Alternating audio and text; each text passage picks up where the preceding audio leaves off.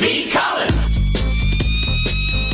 Peter B. Collins, news and comment.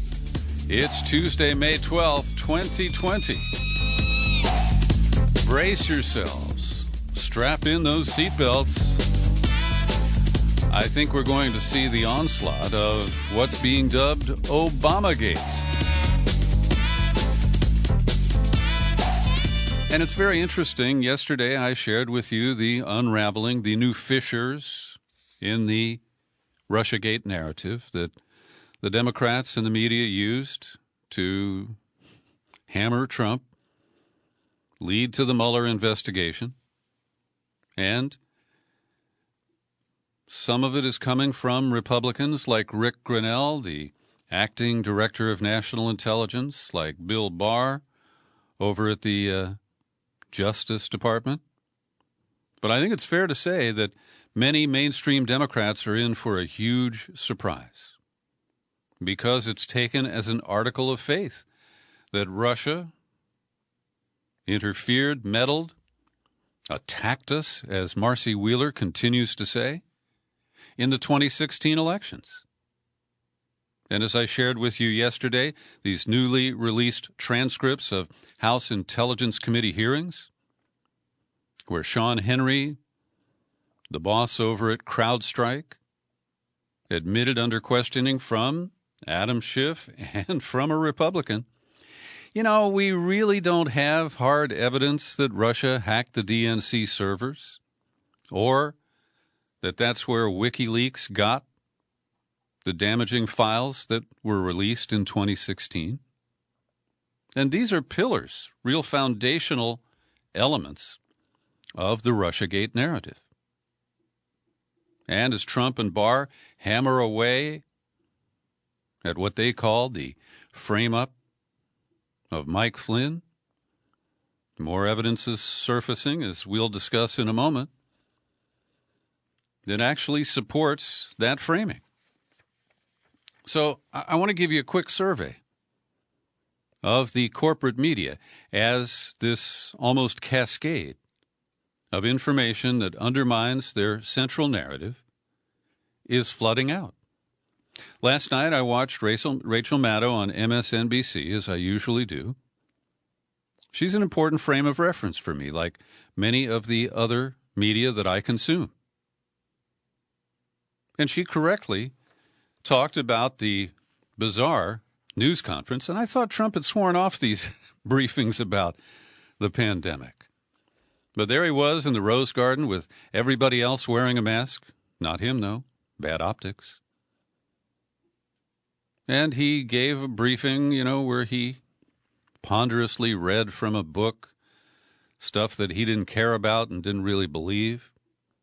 Then he said, okay, I'll take questions. And first up was CBS News White House correspondent Weijia Zhang. Now, she's born in America, but she is obviously, from her name and her appearance, of Chinese heritage. So she asked a very simple question, which he thought was nasty. And she said, why is it that Trump continues to claim that the U.S. is performing better than other countries in terms of testing for coronavirus? We know it's not true. She said, why does that matter? Why is this global competition when every day Americans are still losing their lives?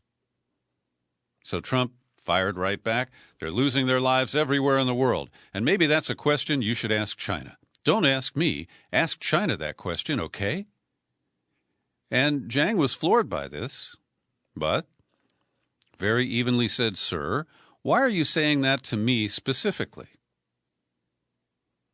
And he answered, I'm not saying it specifically to anybody. I'm saying it to anybody who would ask a nasty question like that. And she rebutted, that is not a nasty question.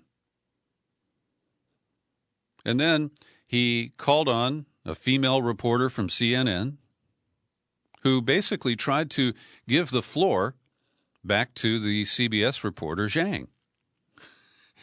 And then Trump withdrew, calling on the female from CNN, and he ended the press conference saying, "Thank you very much," and he turned tail and stalked from the Rose Garden back into the White House. So Maddow pointed out that she mostly ignores the president's antics and his tweets, and in some ways I think that's a good strategy. I try to balance the ones I think are the most offensive or ridiculous, and I don't follow Trump on Twitter, and I stopped watching those briefings a long time ago. But then Maddow went into pure speculation mode. She said, well, he's unhinged, as if he hasn't been for a long, long time, and that he seems really upset. And she mentioned that there's been a wave of coronavirus positive tests among White House personnel. That's why all of them are wearing masks, but not their fearless tweeter. And then she said, well, maybe he's just trying to distract us because tomorrow are the Supreme Court hearings. They were held today. 3 different cases asking for Supreme Court decisions to force him to release his tax returns and other financial records. And we'll get to that story in a little while. It's interesting. But there's no indication that was on Trump's mind. And Rachel Maddow, in my view, used that to avoid talking about the crumbling Russiagate narrative that she has pumped and stoked and fed for years. And I don't expect we'll ever get an admission of Rachel Maddow saying, I think maybe I got that wrong. Maybe I shouldn't have taken all those leaked stories, reports based on anonymous sources, trotting out Brennan and Clapper and James Comey as people of great moral stature who could not possibly be misleading the American public. So Trump is being coy about this. And I think it's his political advisors saying, don't pop all of this too soon. And it's better if it doesn't have your fingerprints all over it. And as with the shift by Attorney General Barr on the Mike Flynn case, withdrawing the charges from a man who pled guilty, Trump has just said, oh, this is Obamagate. It is the greatest political crime in American history by far. So most of that has been delivered by Twitter. And when he's asked about it, he basically says, oh, you know. And again, he is being coy. So I was amused by The Guardian. As I pointed out to you, I read it critically every day. Sometimes they do great work covering stories in the United States that are overlooked or ignored by our corporate media. But this one is what's called in the trade an explainer. We've had a lot of these lately where they ask and answer questions about the coronavirus and about social distancing and hunkering down, all that stuff. So this explainer asks and answers questions, starting with the headline. What is Obamagate, and why is Trump so worked up about it? Then the subhead. The U.S. president spent Mother's Day diving into the right-wing fever swamps and unleashing a barrage of tweets and retweets assailing his predecessor. Now, it's fair that Trump has thin skin. He has undone everything Obama did that he possibly could. And when Obama held a conference call that was not intended for public consumption, saying that the Flynn move is putting the rule of law at risk and that Trump's handling of the pandemic is an absolute chaotic disaster, well, Donnie's feelings were hurt.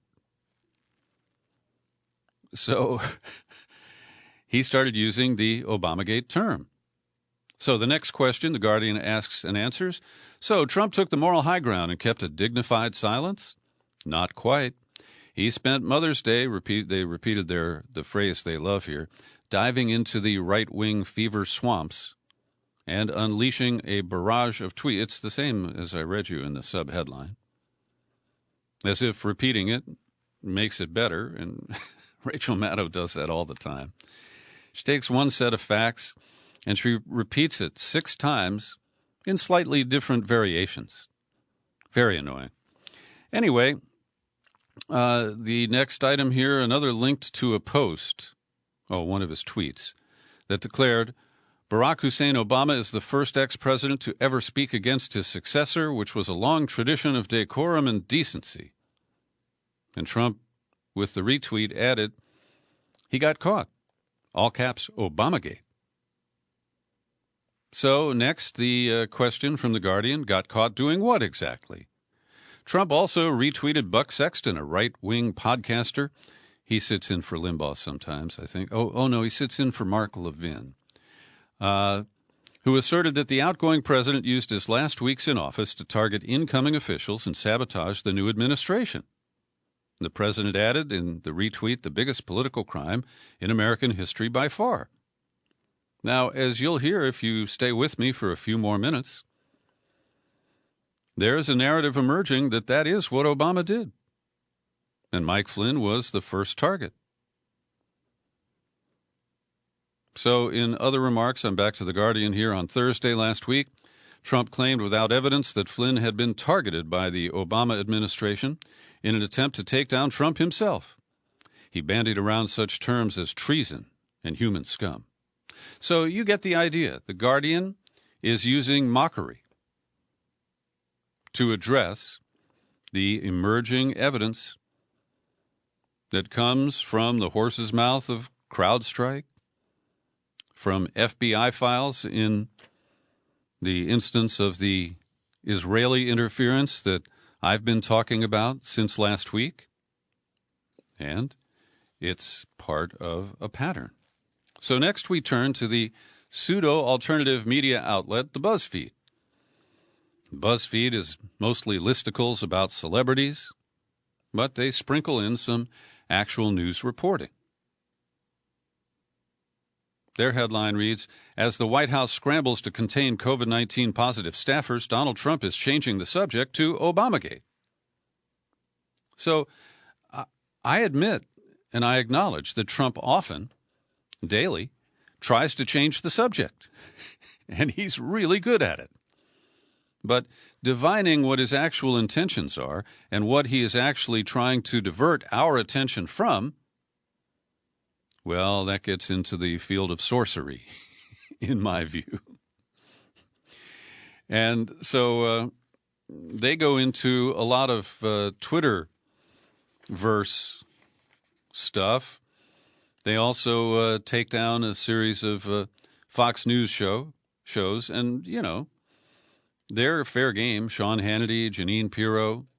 I don't know who Jesse Waters is. But they say that, a quote, here's from Waters' words, the Obama people got caught this week and it looks like it goes straight to the top. So then BuzzFeed tries to essentially defend the Russiagate narrative while explaining, again, just what is Obamagate, they ask, and then they answer. Although the Obamagate hashtag has been popular across all major platforms, it has also elicited confusion from people not tapped into the inscrutable narratives of Trump's fervent online base. And the president did little to clear it up at a press conference Monday. Obamagate has been going on for a long time. It's been going on from before I even got elected. You know what the crime is. The crime is very obvious to everybody. All you have to do is read the newspapers except yours. Now, he has repeatedly used this fake news claim, and unfortunately in this case, he's got a live one.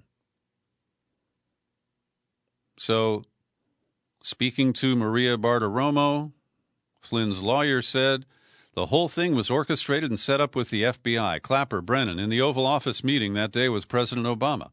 And they're referring to January 5th of 2017.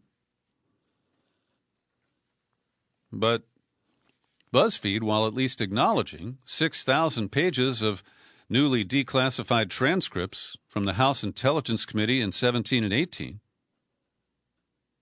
dismisses them In reality, the newly public documents provide little more than a few extra details into what Special Counsel Robert Mueller released in April 2019 on Russian interference in the 2016 election. That's not really true. It contradicts the sweeping and unproven claims of the Mueller Limited Hangout report. So it pains me to note that Fox News is actually presenting information that should be heard by CNN viewers and MSNBC viewers and really every American. But because CNN, MSNBC, The Times, and The Post are so invested in the narrative that is crumbling, they're the ones who are saying that distraction is the theme of the day. So BuzzFeed here recites some of what I just told you. But, of course, they take the position that Flynn is just a bad guy. And he is. I don't dispute that at all. And then they dive into what's going on Twitter. Then they talk about the use of the Obamagate hashtag. And they circled the wagons to protect their investment in what is considered to be the official narrative of people who hate Trump. So here's a quote. According to an anonymous data scientist on Twitter, why does he have to be anonymous? The Obamagate hashtag was promoted by mid-sized right-wing influencers such as AKA Real Dirty and the QAnon-affiliated Sheep No More, and started a trend after it was amplified by Brazilian former Olympic volleyball player Ana Paula Henkel. I don't know who that is. So they use Twitter as a gauge of what people are being influenced by.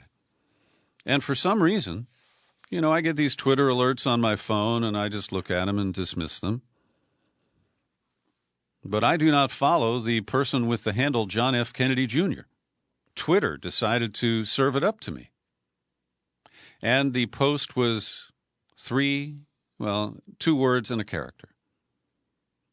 It said, "It's happening," and then the next line was a capital Q. So that is some kind of coded message to the world of QAnon followers. And I presume it refers to Obamagate, but I have no real clue. So next I want to mention, also based on some quotes from Twitter, Patrick Lawrence is a pretty established international journalist, and Joe Lauria at Consortium News occasionally publishes posts from him. So Lawrence opens with, "The long destructive conspiracy theory known as Russiagate, the mother of them all, at last evaporates into thin air. No shred of it remains as of back-to-back disclosures over the past couple of weeks. Where does this leave us? What is to come of this momentous turn of events?" Well, he says, among those not inclined toward hysteria or copious quaffs of Democratic Party Kool-Aid, it has long been a question how those who concocted and sustained the tales of Russian meddling, collusion, and mail hackery would manage their embarrassment, not to mention their potential legal liabilities, once their edifice built on sand collapsed, as it was destined from the first to do.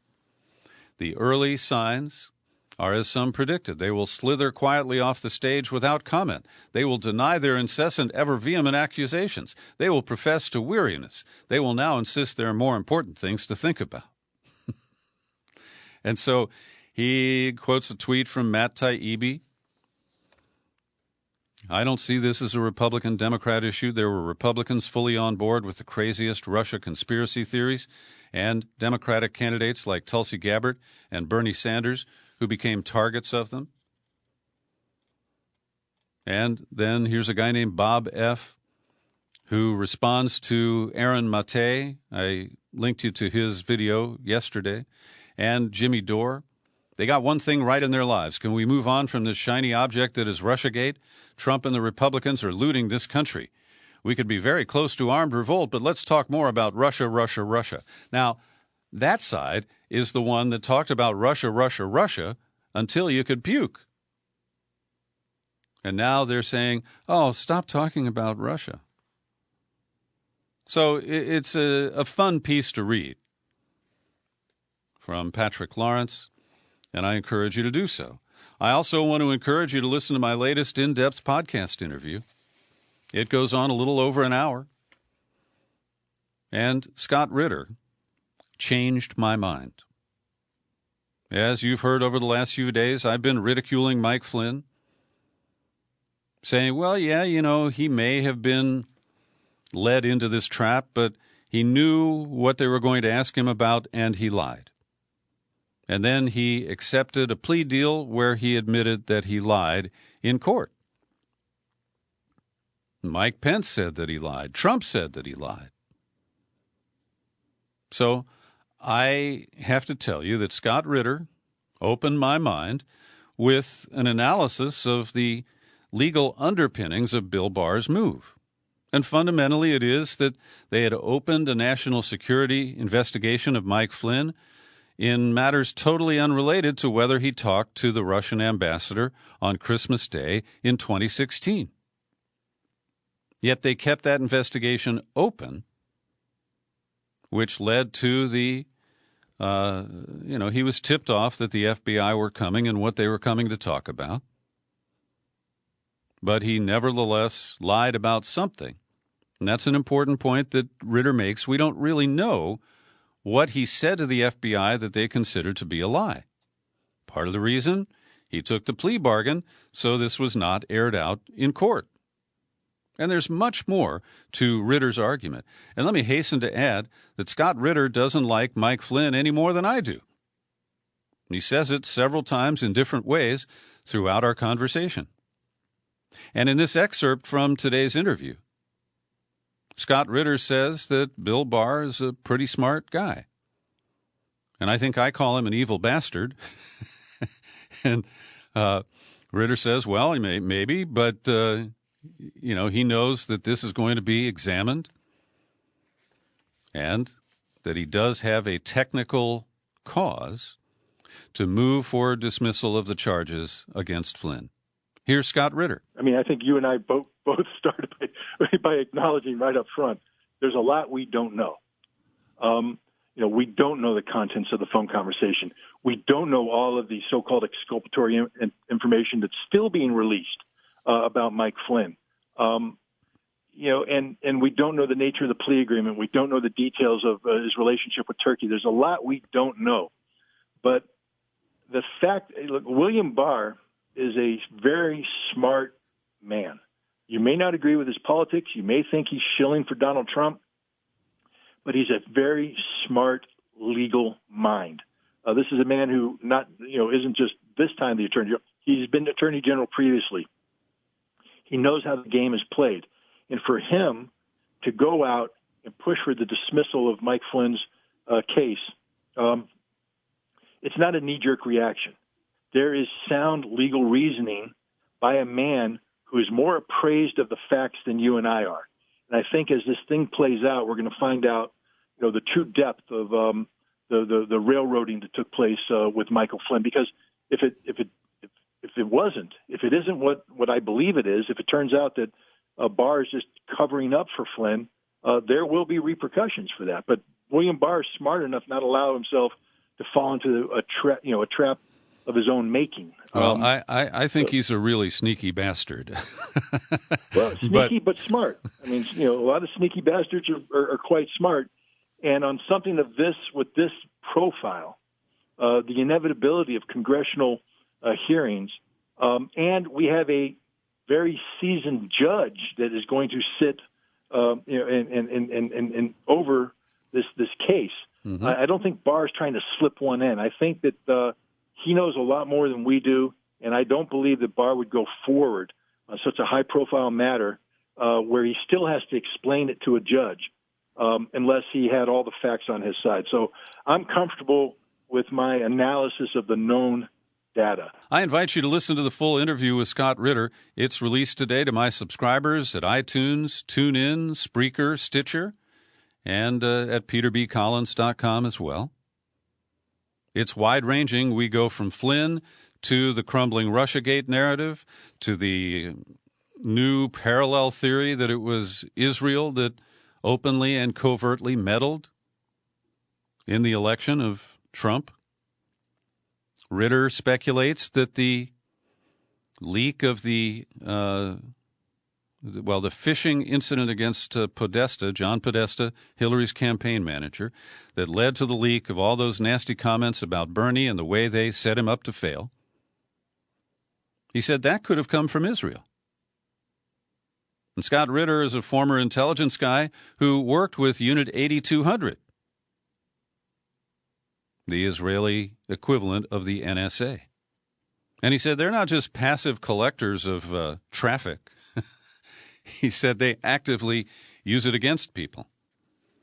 And also, toward the end of the interview, we talk about Scott's recent reporting on COVID-19, on the military's investigation into the origins of it, and we respond to a question that had been emailed to me by our Swiss listener, Olivier de Merlot. Also, speaking of listeners, I want to thank Joe Carson for gently correcting me. I believe it was yesterday that I referred to the Office of Special Counsel as a part of the Department of Justice. And he said, no, it is a tiny 130-employee independent executive branch agency headed by a presidentially nominated, Senate-confirmed head for a 5-year term. And supposedly the head of OSC does not serve at the pleasure of the president. He can be removed only for malfeasance in office. Thank you, Joe. That's an important point. And as a whistleblower, you know that. Joe is one of many people who have contributed to the Peter B. Collins Podcast Community Fund. Today I got word that Dell Leonard in Maine has mailed in a generous contribution to the fund. And Faith Peoples added, she's got an annual subscription and at least 1 or 2 monthly subscriptions.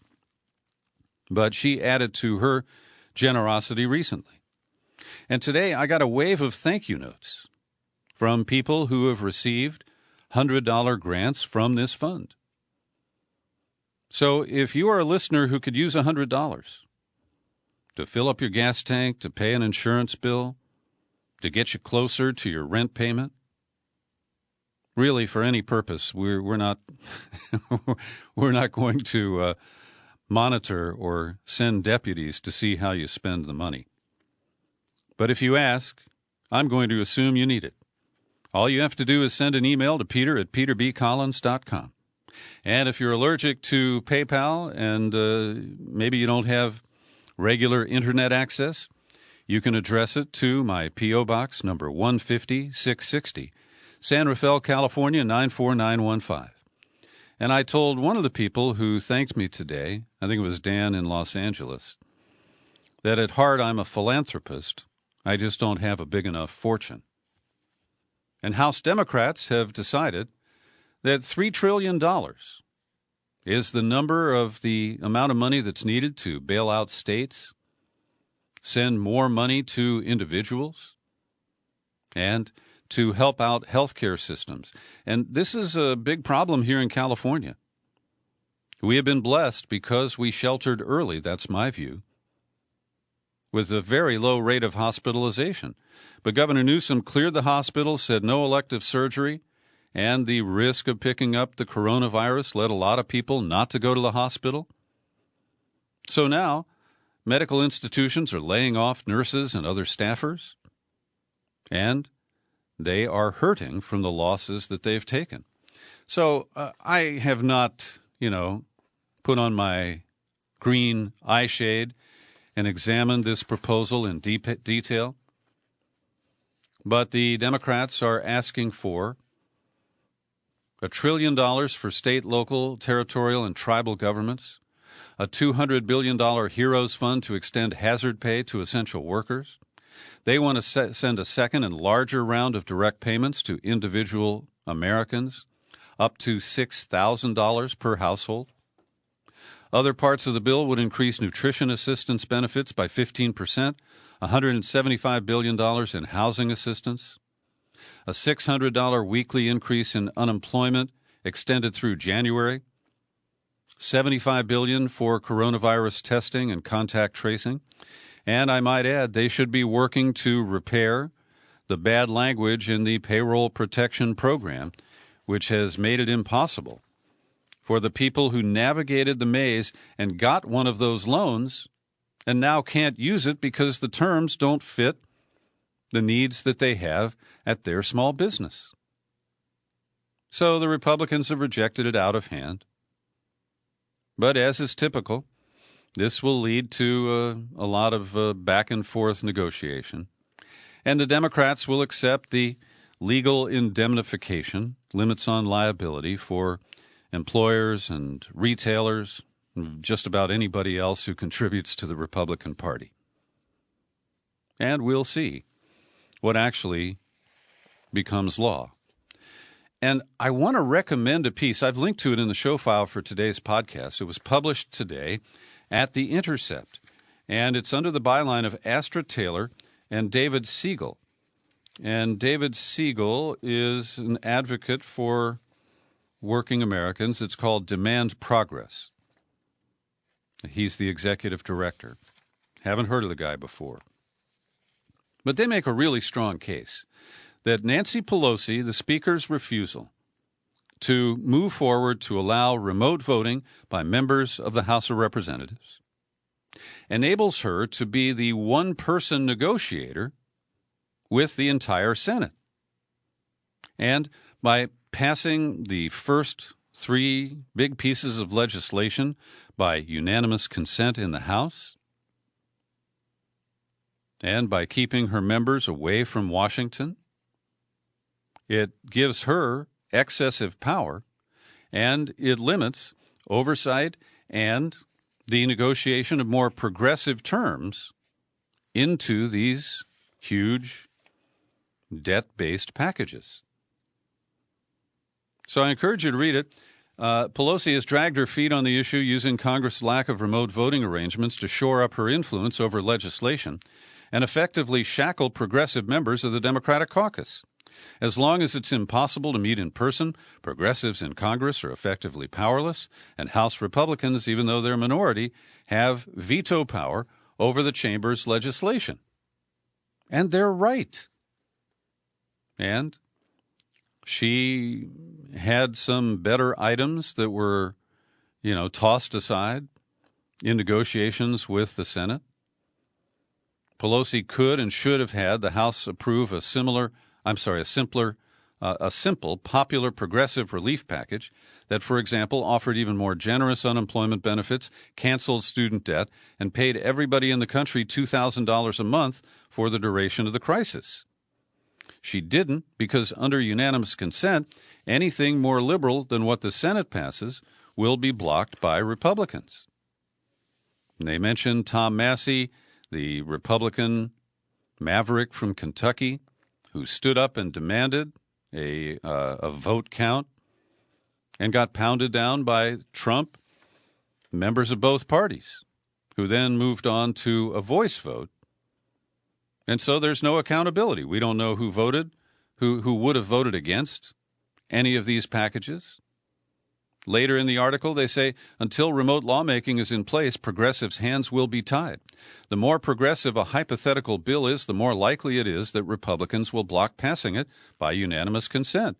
If there's a push for a roll call vote, Republicans could kill the quorum requirement unless 216 of the current 233 serving members are in the chamber. And that's serving members of the Democratic caucus, just to be clear. So I encourage you to read this. I think it's smart, it's critical, and it is progressive. Things that are sorely missing in the mix today.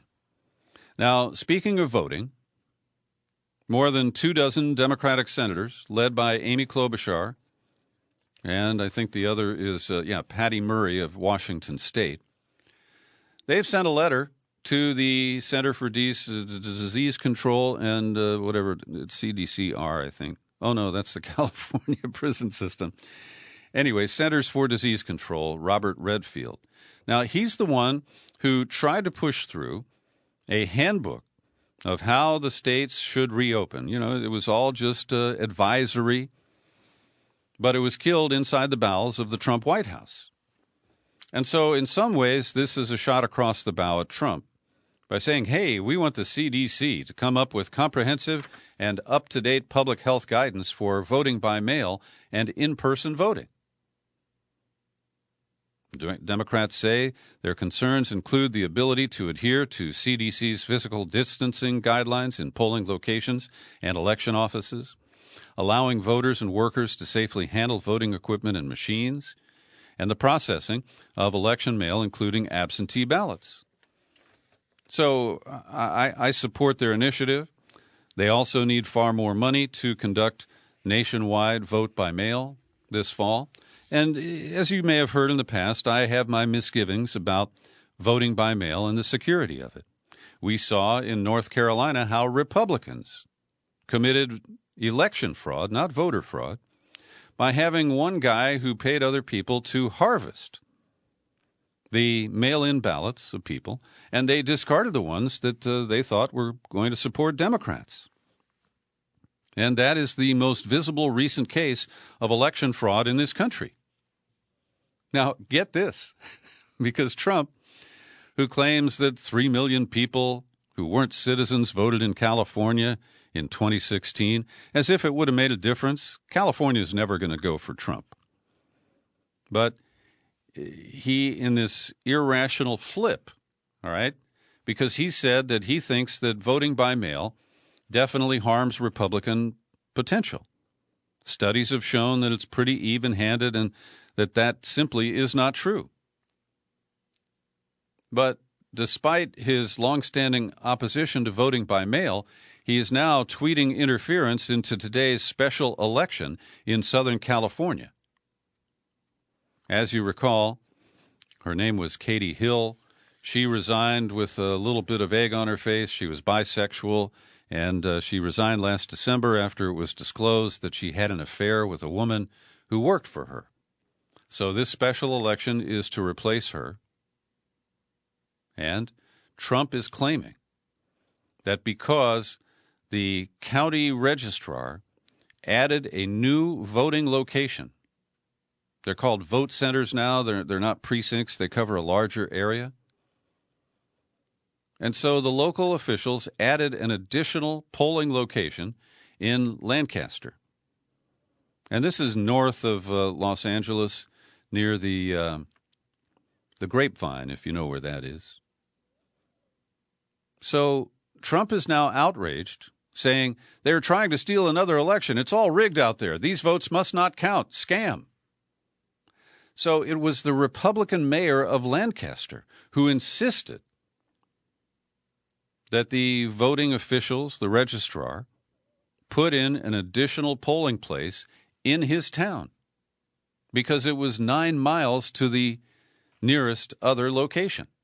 And get this, the Los Angeles Times reports that as of Monday, they opened this polling place on Saturday for early voting.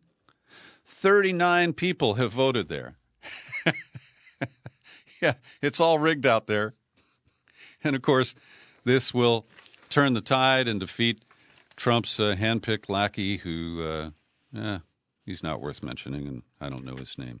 Christy Smith is a local assemblywoman who is the Democratic candidate, and it was Katie Hill who flipped this nominally long-term Republican district to Democrats and then got in trouble with her love life. Oh, yeah, I mentioned the Supreme Court oral arguments conducted by phone today related to 3 different suits demanding the release of Trump's financial records. Now, the court won't rule on this, we expect, until July. And I'm just going to spoil it for you. The court watchers believe that based on the oral arguments, it's likely that the Supreme Court will kick it back down to district courts to do more work on it and to try to resolve the issues there. And this could certainly put any resolution well beyond the November elections. Clarence Thomas piped up with some questions. He's really out of sorts, wouldn't you say? And what it comes down to is that one of the lawsuits it comes from the New York Manhattan District Attorney. And he's saying, look, Trump has records that could show that other people participated in financial crimes with him, accepting inflated financial balance sheets to give him loans. That's the Deutsche Bank case. Then there is the demand from Congress to see Trump's tax records. And the justices, the Republicans like Gorsuch and our boy who loves beer, Brett Kavanaugh, they have a point that Congress has not really spelled out what their intention is if they get a hold of Trump's tax records. So it can be dismissed as a fishing expedition. Also, the court hates to get involved in battles between Congress and the executive, the separation of powers issue, and so they want that part to go away. And that's enough. Again, oral arguments are not definitive, and sometimes there's too much coverage and speculation. It's the decisions that matter. The Baltimore Sun, a once great newspaper that's been trashed by the Chicago Tribune Company, is looking for a way out because of the coronavirus depression. And we can't technically call it a depression because it hasn't been long enough yet, but it will be, has led to, putting the Baltimore Sun on the rocks. They've already laid off as many reporters as they can. So locals are trying to buy it from the Tribune Company and turn it into a nonprofit. And here is a dismal number. Since 2004, 1,800 newspapers across the United States have closed. Well, yesterday I was talking about the Bay Area bad boy billionaire, Elon Musk. Now, he was threatening to pull his Tesla assembly line out of California. Well, he fired up that assembly line yesterday in defiance of the local health authorities. Now, the governor has said in relaxing some of the restrictions here in California that manufacturing could resume, but Alameda County said, no, not here. Also in Pennsylvania, Governor Tom Wolf is having a hard time restraining some of his local officials because they're defying his shutdown orders. He's threatening to pull the coronavirus aid and declaring they are choosing to desert in the face of the enemy. Okay. Now, here is today's COVID-19 update prepared by Linda Lewis. And I want to add a couple of items here because I have the latest count on cases and deaths in California. We have about 70,000 identified cases and 2,778 deaths. Fully half of those are in the Los Angeles area. And we know that half, and it's not, specifically the same half, are occurring in nursing homes and other residential facilities. Now, the 2,700 count of deaths in California is almost exactly 10% of the reported deaths in New York State. Most of that, of course, is in New York City. So, to me, that shows that the early shelter-in-place orders that came first from county health officials, like the ones who are pissing off Elon Musk, did have an impact and dramatically reduced because the population of L.A. is similar to New York. It's much more sprawling. We don't have the density of people in their housing. But compare the 2,778 number in California with over 9,000 deaths reported in Massachusetts. The worldwide count is over 4 million cases, closing in on 300,000 deaths. Across the United States, 1.35 million cases, and now almost 82,000 recorded deaths. New clusters are emerging in countries that have been praised for successful coronavirus fights. Cases have ballooned in Singapore as the virus spreads in dormitories of foreign workers. In Wuhan, 6 new cases led officials to say they will test all 11 million residents. After restrictions were relaxed, 100 new cases emerged in Seoul, South Korea, which is a pioneer in using technology for contact tracing. So today, the U.S. Senate held hearings. And as you may know, Trump has he said it was verboten for Anthony Fauci and CDC head Redfield and others to testify before the House because, they don't like him. But over the Senate, he said it was okay. So Fauci, Redfield, Admiral Brett Giroir, and Stephen Hahn from the FDA, they all testified remotely. And Linda notes, my view, the hearing was a much-needed practical discussion of the pandemic outside the suffocating, showboating atmosphere of Trump's press briefings. She says it's recommended viewing for all Americans.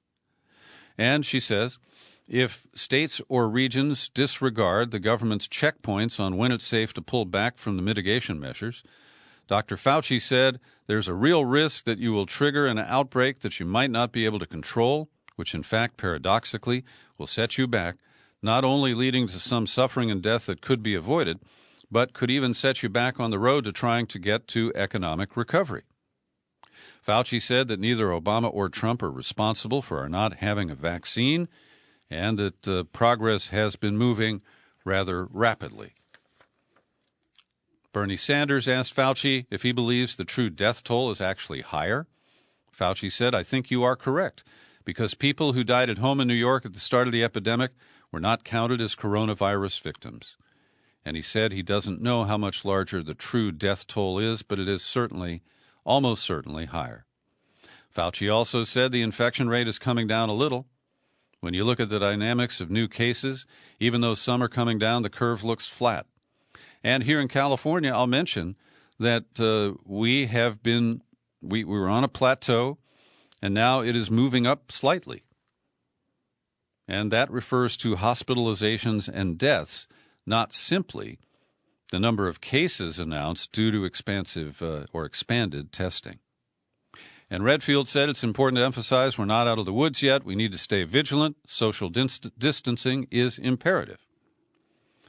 Fauci also quoted that achieving a vaccine within a year or two is within the realm of possibility. Maine Senator Collins asked Commissioner Hahn of the FDA for specifics on the plan to distribute remdesivir. Hahn avoided it, saying the federal government would develop a data-driven approach to distributing the drug and other drugs moving forward, but that's not what's being reported from the field right now. Linda also reports that at least 90 fossil fuel companies, many of them established giants like ExxonMobil, Chevron, and Koch Industries, stand to gain from the Federal Reserve's coronavirus bond buyback program, alongside more than 150 utilities, including coal-heavy firms like American Electric Power and Duke Energy.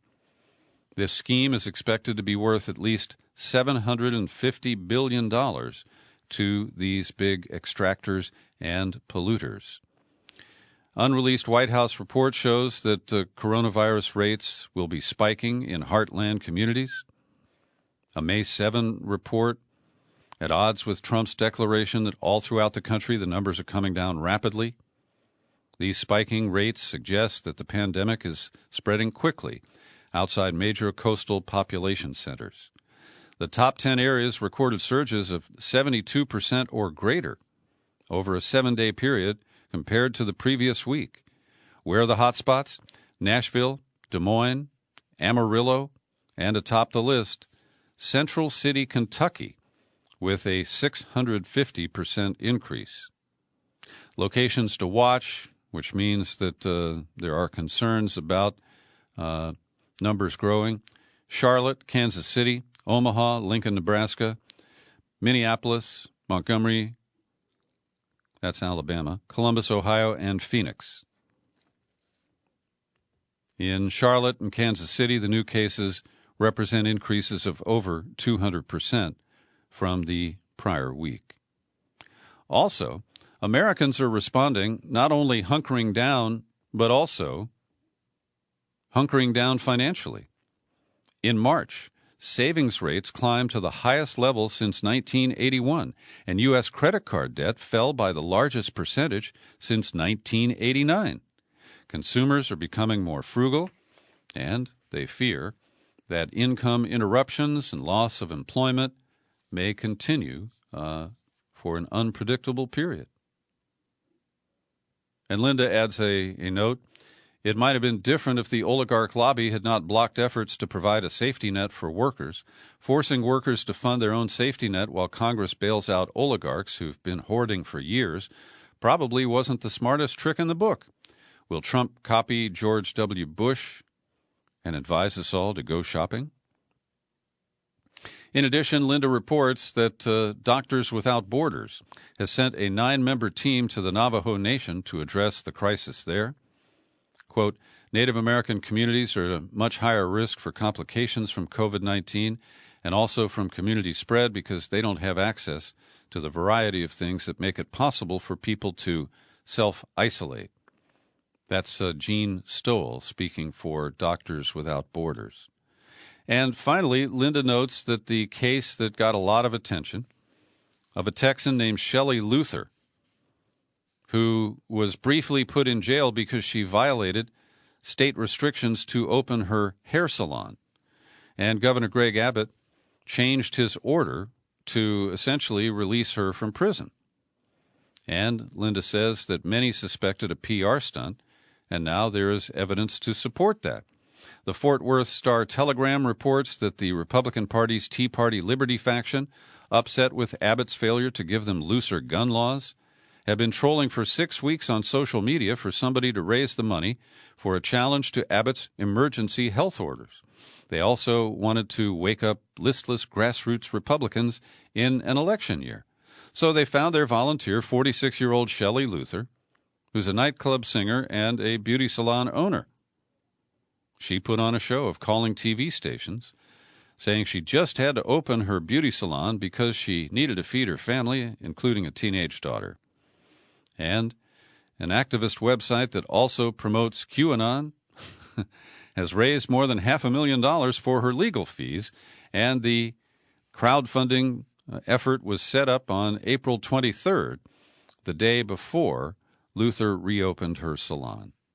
So, just like the AstroTurf protests, the reopened protests, that was just another right-wing propaganda stunt.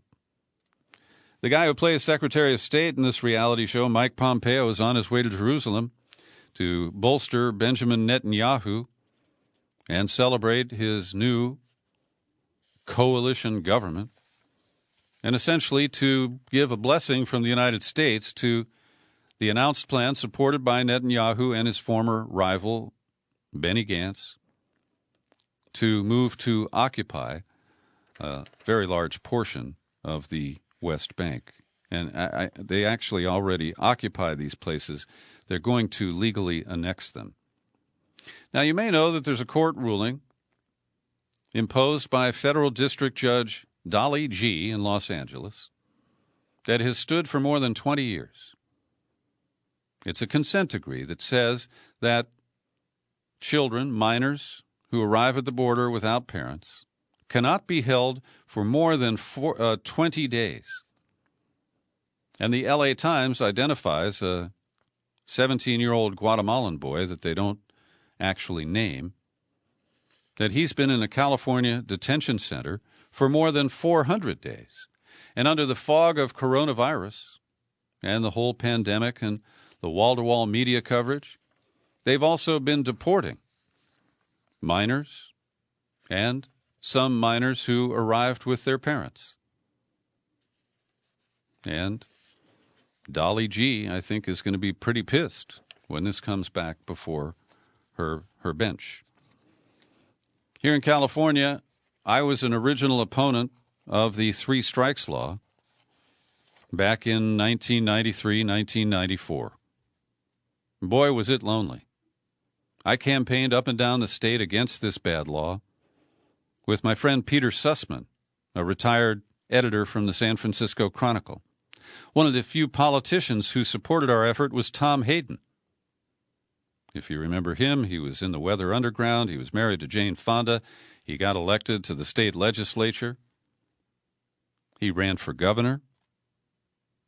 But everybody else was afraid of the NRA and the right-wing cranks who ruthlessly and cynically used a couple of grisly crimes like the Polyclass murder by Rick Davis and the murder of the daughter of Mike Reynolds. Kimber was her name. She was fatally shot in 1992 as she fought two men trying to snatch her purse. And both of those guys had long records. So Mike Reynolds pretended to be the human face of the three strikes movement. As you know, it is a draconian law that basically says if you've committed two other crimes, you're going away for life. Even if the triggering crime is stealing a pizza or a bicycle or a couple of bottles of booze. And it took us over 20 years. Repeated trips to the ballot, to the initiative process, to reduce the damage from the original three strikes law. There's still parts of it that are still active. And so Mike Reynolds is back. Let me point out that before we had the internet, it was much more difficult to get the records of campaign finance contributions. But I paid some money and got copies made, and I learned that Mike Reynolds put up some money to get the initiative, the signatures gathered, and then he completely recouped his money when the NRA and the former husband of Arianna Huffington, Michael Huffington, was trying to buy a Senate seat. And he set a record at that time, spending almost $40 million to defeat Dianne Feinstein. And he was a weasel. I met Mike Huffington, and I conducted the last interview he did in his entire campaign.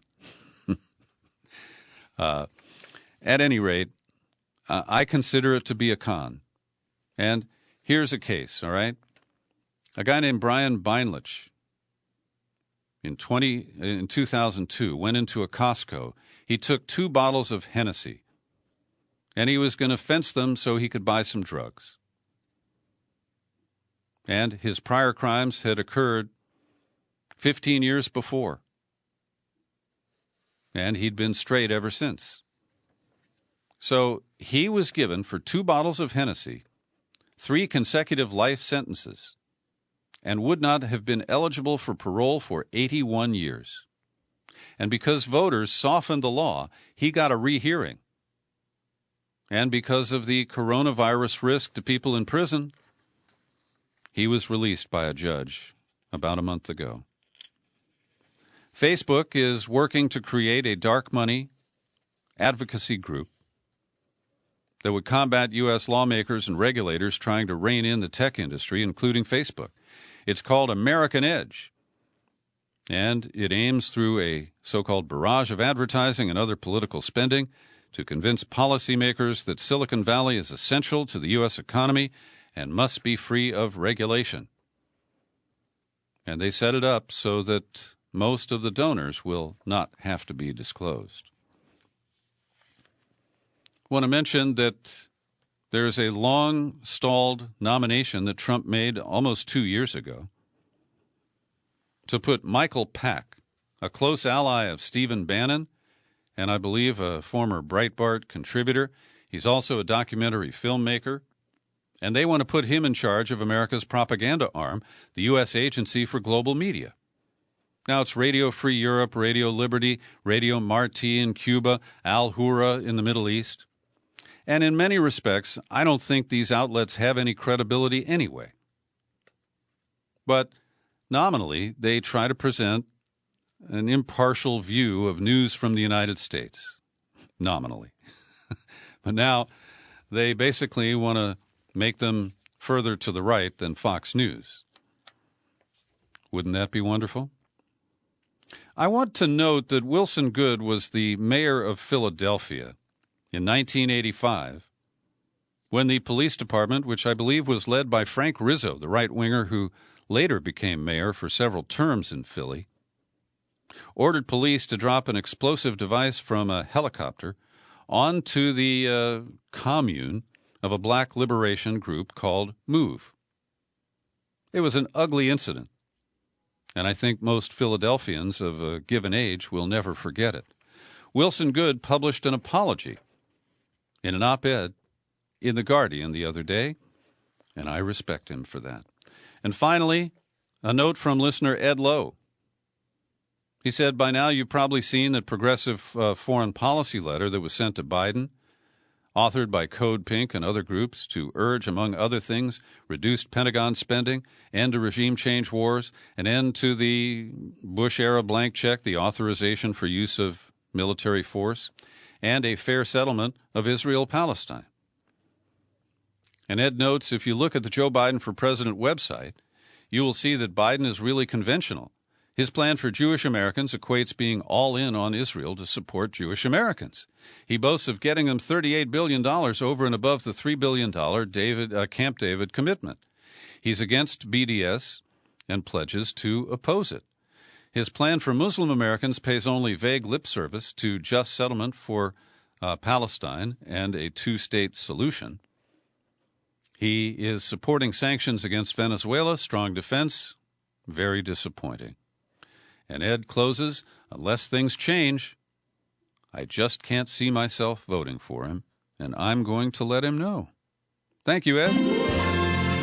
And thank you for listening all the way to the end of this News and Comment podcast. I'm Peter B. Collins. Happy trails to you until we meet again. Happy trails